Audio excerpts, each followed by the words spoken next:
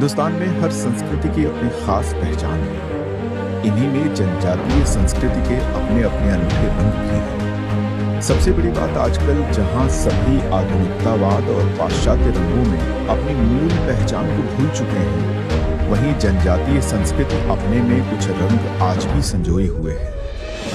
इन्हीं रंगों में एक नाम आता है पिथौरा चित्र। ये हमारे देश की वह कला है जिस पर जनजातीय लोगों का एकाधिकार है। हालांकि यह कला बहुत दुर्लभ ही दिखाई देती है, लेकिन कुछ कला प्रेमी होते हैं जो हमारी संस्कृति के रंग को खोने नहीं देते और प्रयास करते हैं हर व्यक्ति तक इसकी खुशबू पहुंचाने का। और ये जो चित्रकला है इसे क्या कहते हैं?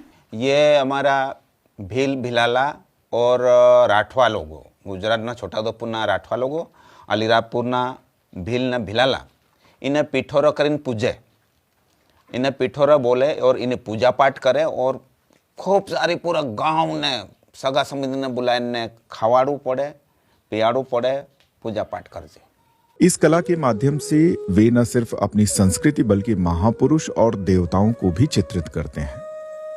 जनजातीय कलाकारों के द्वारा पिथौरा बनाने के दौरान पारंपरिक लोकगीत गाए जाते हैं और अपने पूर्वजों का आह्वान किया जाता है।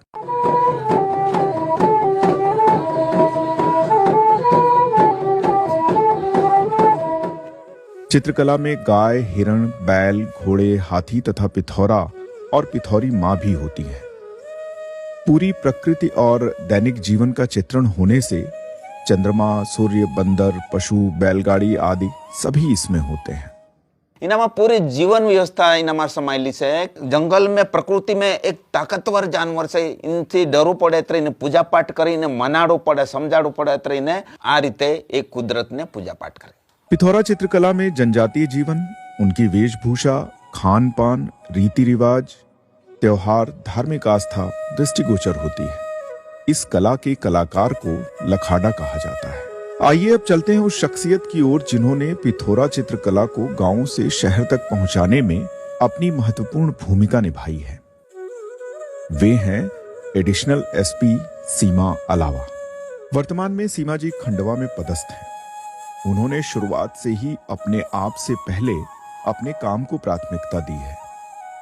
जब वे अपने काम के सिलसिले में जनजातीय गांवों में भ्रमण कर रही थीं, तो उन्हें अलीराजपुर में दीवारों पर कुछ भित्ति चित्र दिखाई दिए जो एक अलौकिक और दैवी स्वरूप में दिखे।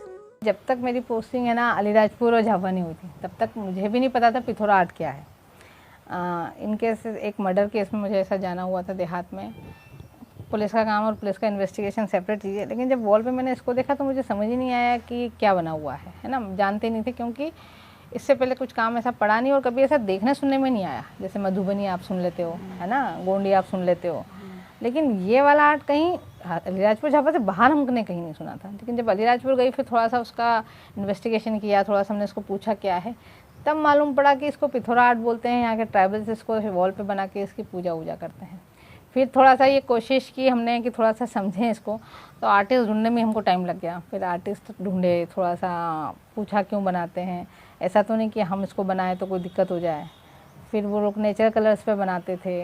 इस टाइप के क्वेश्चंस होते रहे और ये चीज़ समझ में आया कि इस पिथौरा आर्ट को कोई नहीं जानता। फिर लगा कि यार ये एक चीज़ ऐसी है जिसको बाहर के लोगों को भी जानना चाहिए।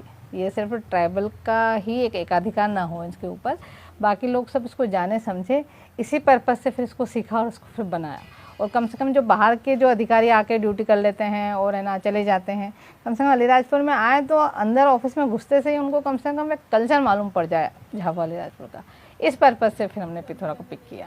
जब किसी नए काम को परफेक्शन के साथ करने की चाहत होती है तो समय तो लगता ही है। सीमा जी को भी पिथौरा सीखने में समय लगा, लेकिन उन्होंने न सिर्फ उस कला को सीखा बल्कि उसे जीवंत भी किया। तो हमारा काम थोड़ा सा है ना 24 आवर्स का है और हम लोग थोड़ा सा बिजी भी रहते हैं, लेकिन महीने में हमारे पास पूरे 30 दिन बिजी नहीं होता। हमारे पास कुछ टाइम कभी कभी ऐसा होता है कि हमेशा लॉ एंड ऑर्डर नहीं होता, हमेशा वीआईपी ड्यूटीज़ नहीं होती है, लेकिन फिर भी हमारा 8-10 दिन महीने में ऐसे निकलते हैं कि जब हम थोड़े से फ्री रहते हैं तब मैं है ना इसको करती हूँ।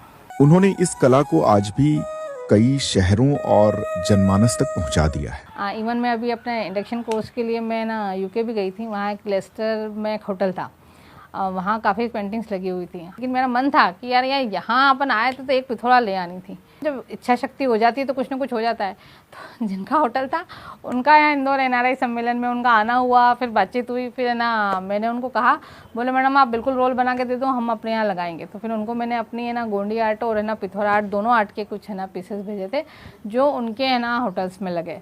तो वहाँ तक भी जो भी देखेगा कम से कम एक बार देख करके पूछेगा तो किस टाइप का आर्ट था।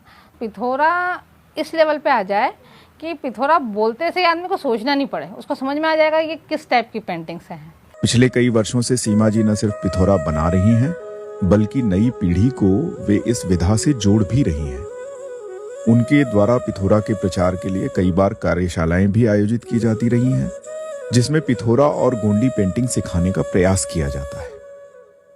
खास बात यह नजर आई कि इन कार्यशालाओं के परिणाम स्वरूप अलीराजपुर जिले के पुलिस कंट्रोल रूम, कलेक्ट्रेट, जिला पंचायत आदि जगहों पर इनके द्वारा बनाई गई पिथौरा चित्रकला शोभा बढ़ा रही है। तो एक ऐसा मेरा मन भी था कि एक बार वर्ल्ड की सबसे बड़ी है ना पिथौरा बनाऊं, है ना। इच्छा शक्ति जरूर है, अब देखो कब फुलफिल होगी।